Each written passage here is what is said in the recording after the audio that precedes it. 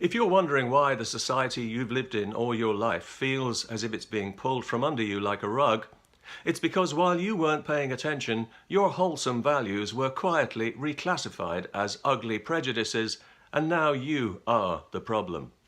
You believe in free speech? No, you believe in hate speech, and now you're a criminal. You like democratic sovereignty? Then you're a xenophobe and a fascist. No platform for you.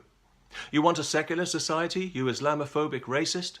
You're spreading hate, and you better be using the right pronoun too, if you don't want to be excluded for the sake of inclusion. In short, there's no place for you or your kind in the bright new tomorrow we're building.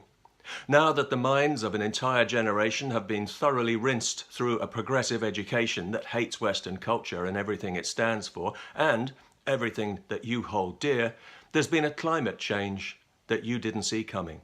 The climate has changed against you and your privilege, and without wishing to put too fine a point on it, your presence is no longer required. The best way to destroy the foundations of a society is to teach its young people not to respect them.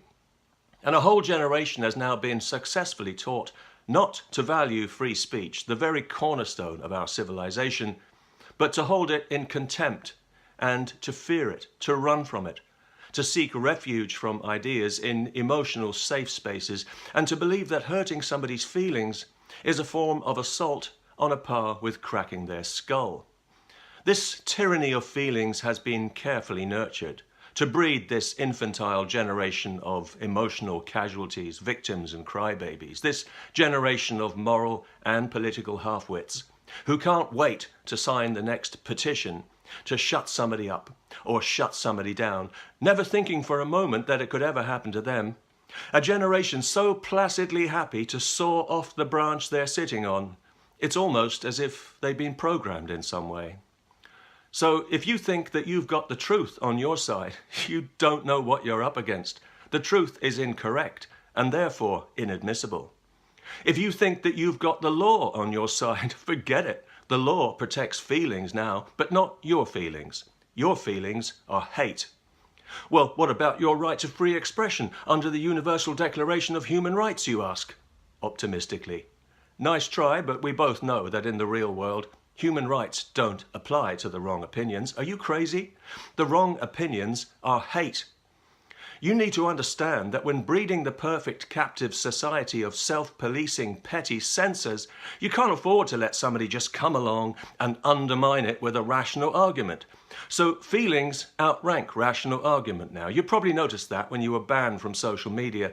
And rational argument, when it hurts somebody's feelings, is, you've guessed it, hate.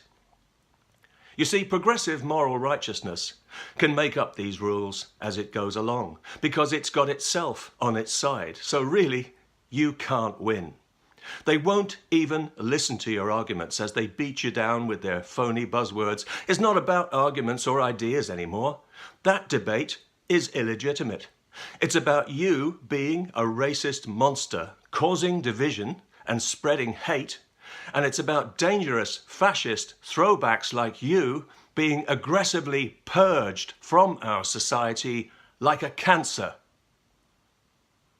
Just so you know what you're dealing with here, welcome to Progressive Utopia.